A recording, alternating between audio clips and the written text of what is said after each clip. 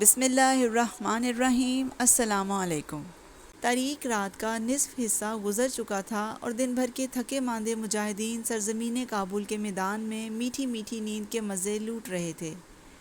انہیں اپنے ارد گرد کے پہاڑوں کی غاروں اور جنگل کے درختوں کے درمیان چلنے پھرنے والے شیروں کے دھاڑنے، ہاتھیوں کے چنگاڑنے، چیتوں کے غرانے، بھیڑوں کے چلانے اور گیدڑوں کے واویلا کرنے کی کوئی خبر نہ تھی۔ پہرے دار بھی آدھی رات تک پہرا دینے کے بعد اپنی خواب گاہوں میں سو چکے تھے۔ تاریکی کے اس عالم میں ایک بوڑھا مجاہد جو اس انتظار میں بستر پر لیٹا ہوا تھا کہ تمام مجاہدین گہری نیند سو جائیں اور اسے تنہائی میں یکسوئی کے ساتھ بارگاہ الہی میں راز و نیاز کا موقع مل سکے۔ جب اس نے محسوس کیا کہ اب تمام مجاہدین گہری نیند میں سو گئے ہیں تو وہ اپنی خوابگاہ سے اٹھا اور دبے پاؤں چل کر چھاؤنی سے باہر آ گیا اور قریبی جنگل کے درختوں کے جھنڈ میں داخل ہو گیا۔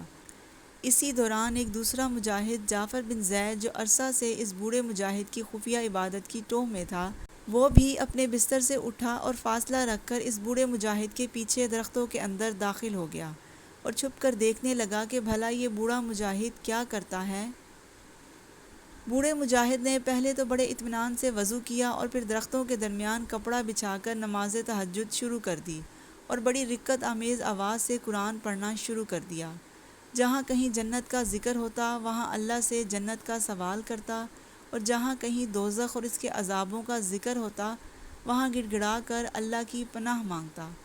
اسے نماز میں تلاوت قرآن سے وہ لطف و سرور حاصل ہو رہا تھا جو بیان سے باہر ہے۔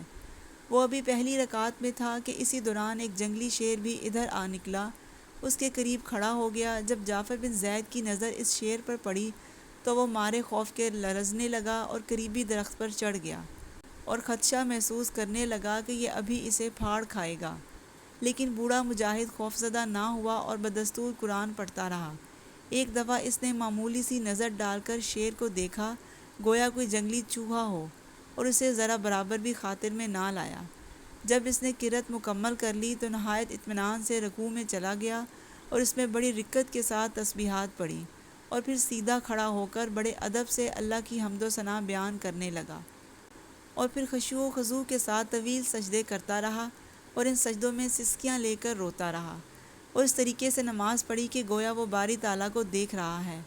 جب اس نے 2 رکعت پوری کرنے کے بعد سلام پھیرا تو بڑے سکون و حوصلے کے ساتھ شیر سے کہا، اے درندے، اپنا رزق کسی اور جگہ سے تلاش کر، مجھے اللہ نے تیری خوراک نہیں بنایا۔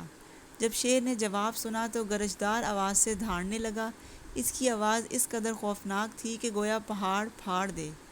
تاہم بوڑھے مجاہد نے پرواہ نہ کی اور دوبارہ نماز میں مشغول ہو گیا اور پرسوز اور دھیمی آواز سے قرآن پڑھنے لگا۔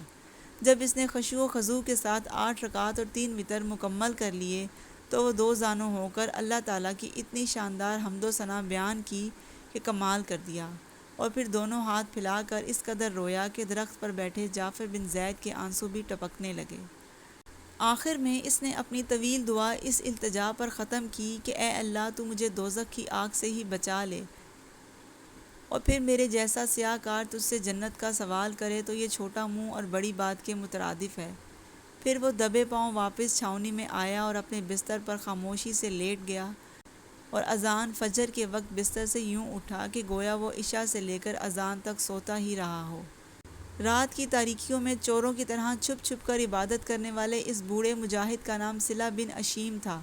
130 سال کی عمر پانے والے اس مجاہد کو بچپن سے ہی عبادت اور ریاضت کا شوق تھا، لیکن یہ اپنے نماز روزے پر قانع نہ تھا، بلکہ چاہتا تھا کہ اسے اللہ کی راہ میں شہادت نصیب ہو۔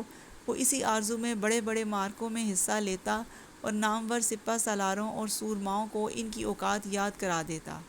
اس کے اسی اخلاص کی برکت تھی کہ لوگ والہانہ انداز میں اس کا احترام کرتے اور اس کے آگے بچھ بچھ جاتے تھے، اور انسان تو انسان درندے بھی اس کا لحاظ کرتے۔